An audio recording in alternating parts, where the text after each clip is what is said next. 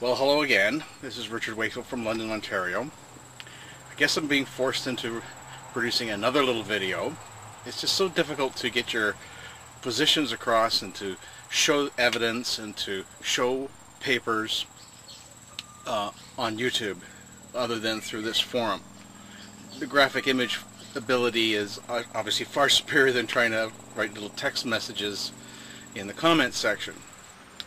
I'm going to focus on two main issues in this video. The first one is Greg's assertion that I need to answer whether the AAAS, the American Association for the Advancement of Science, is corrupt or idiots or whatever it is he thinks that I think they are. And the other part is I'm going to focus on specific points of evidence that challenge the current thinking of global warming. Now, I know I did bring a little bit up in the previous video, but I think it was a little bit too abstract. This time I'm going to go at specific items and their references, and we'll see how Greg reacts to these. Now, is it really important to be doing all of this debating back and forth? What does it solve? What does it mean? Well, I think it means an awful lot, actually. I wouldn't do it. I mean, I have a lot more important things to do, including hobbies and work, than to make videos to rebut things like climate change. But I've done this before. About 20 years ago, when I took on creation science, published a paper in a peer-reviewed geology journal, having to teach myself geology first to do that. But it was worth the fight, because in the end we won. At least in Canada we won, and creationism up here is pretty well a dead issue. I know it's not in the States as much. They've sort of moved more to this intelligent design nonsense, but that's besides the point. The point is that it is important, because the more people who have a feeling towards a particular view that is wrong, the more politicians will go with that view, and the more they will go in the wrong direction. So, yeah, each individual person needs to have an understanding of what's going on. They can't just blindly follow one thing or another. And it doesn't matter what one group says of scientists or what one individual says. What matters is the evidence. It is always the evidence. Nothing more. People are wrong, period. Scientists are wrong, period. I'm going to show you some of those. The bottom line is, what does the evidence show? Is it conclusive? If you are of the opinion that the science is settled, there's no more debate, that's all there is to it on global warming, then you have moved from the realm of science to the realm of dogma. Because in science, nothing is settled. Everything is open to continuous reinterpretation, continuous research, and continuous change.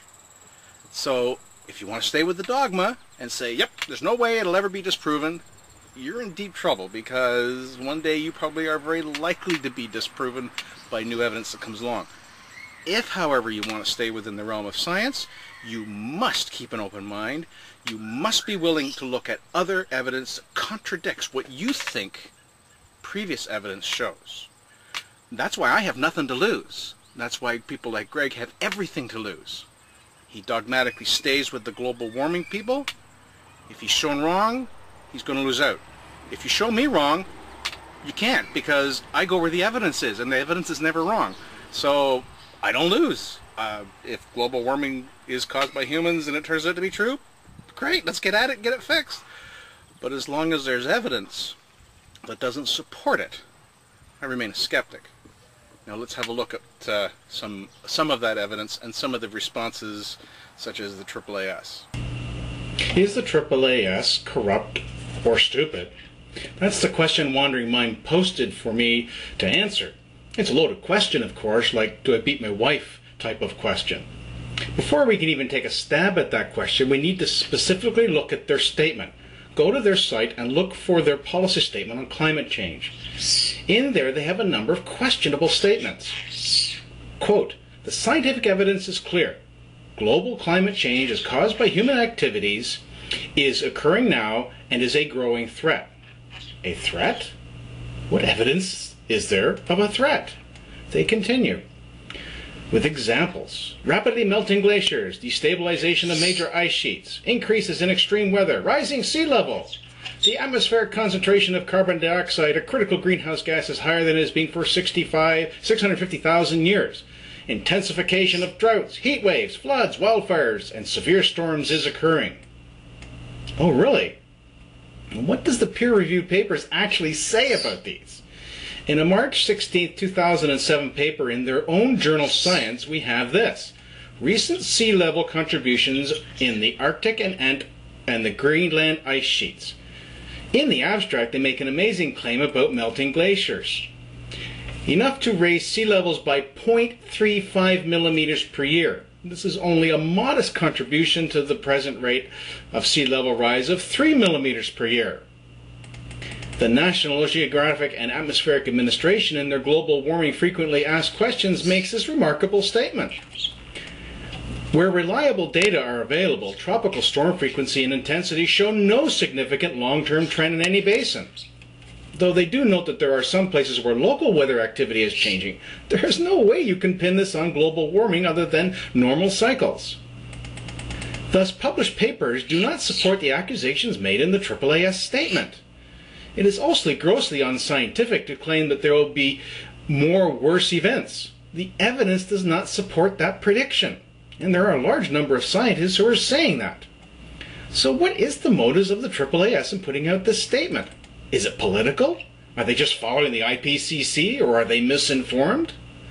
Well, let's see what another scientist has to say. Richard S. Lindzen. He's a Alfred P. Sloan Professor of Meteorology, Department of Earth and Atmospheric and Planetary Science.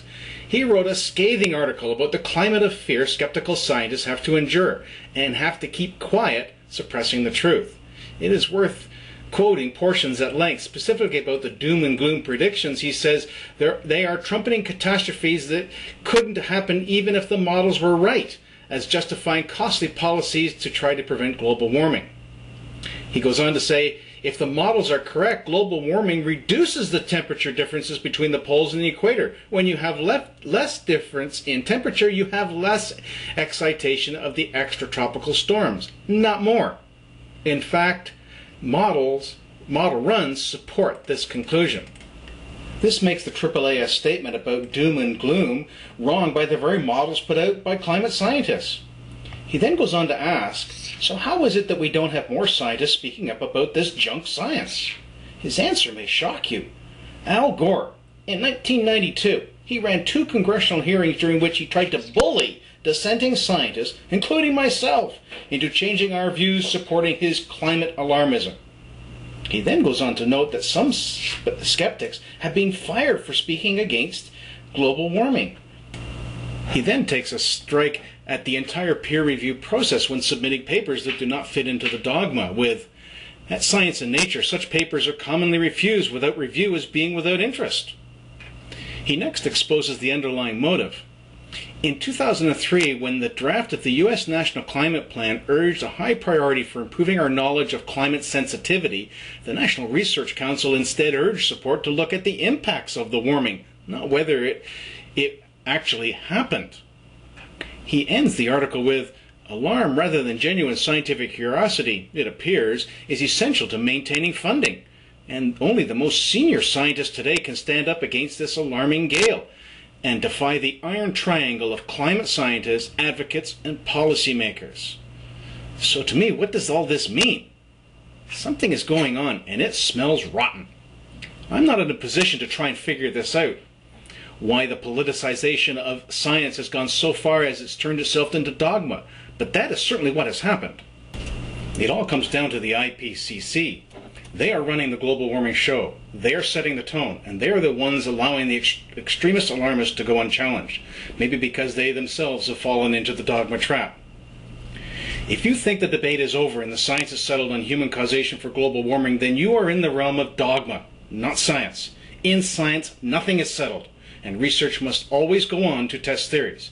If you still want to hold up the AAAS on a pedestal and claim they cannot be wrong, then go and ask these 2 frames of names what they think of the AAAS.